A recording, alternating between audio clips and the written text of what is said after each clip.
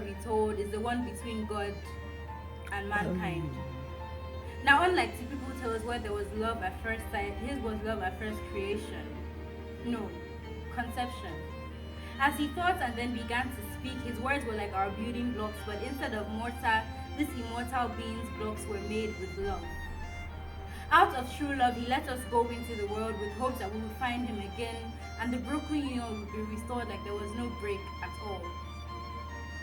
After creation, we went into the world, tried to find any way to be complete, tried to find true joy, tried to find ourselves, but we did not know that these things were deeply rooted in God.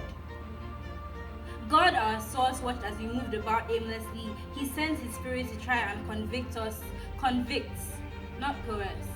Like true love, his love is not forceful. It is soft and gentle, but overwhelming, more abundant than we can handle. Even as we were lost in the world, the Father loved us. As a God who knows the end from the beginning, as he created Adam, he knew he would have to make an easy point of access to him. So he told his only begotten Son, the only pure one, to come and die for the impure ones. He constantly forgives, constantly restores, even as we constantly try to break his heart. He loves us with everything he is, everything he has, and that is amazing, because he is everything. He has everything. Now, there are many climaxes, many twists and turns, but God remains constant at the center of it all, at the center of his love for us, ready to bring us to the climax of his love.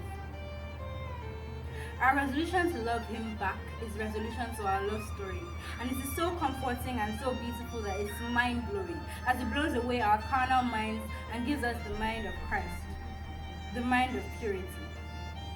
When we tie our love for him with his love for us, our ties with sin immediately loosen, and it changes our whole suits to one that actually suits us and suits us. We wear shirts marked with our complete identities. I wear skirts made with love and hemmed with joy. He wears pants made with love and hemmed with joy. Our new ties are sanctification. In this love story, God doesn't wait till the special days like Valentine's and birthdays to shower us with his love. He does that every day. And if we open our eyes to it, we will see that every day with him is a special day. His love for us never runs cold. It's always warm, trying to warm our hearts up. He doesn't tease on us in dark corners because he's full of light. He doesn't hurt us or try to push us away. We do that to ourselves when we believe the devil's lies. But God's love, and that's the only truth. Your happy ending will not be an ending at all, but the start of an eternity of happiness.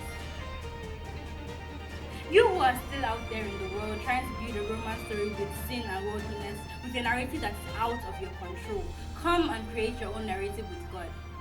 It's neither a I or you or a he or she or a they, but a we. You will speak to God, he will hear you. He will speak to you, you will hear him. He will care for you as he helps you care for him. He will devote himself to you like he has no choice. He will help you devote yourself to him. He will love you. He will help you love you. And he will help you love him.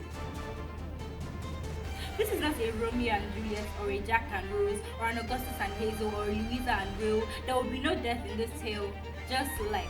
As you choose to live with him in eternity, there will be no Titanic catastrophe. There will be no fault in your stars, no me before you, but a you beside him, a you in him. Your happy ending will not be an ending at all, but the start of an eternity of happiness. Come and experience his Father's love. He's ready. He's been ready.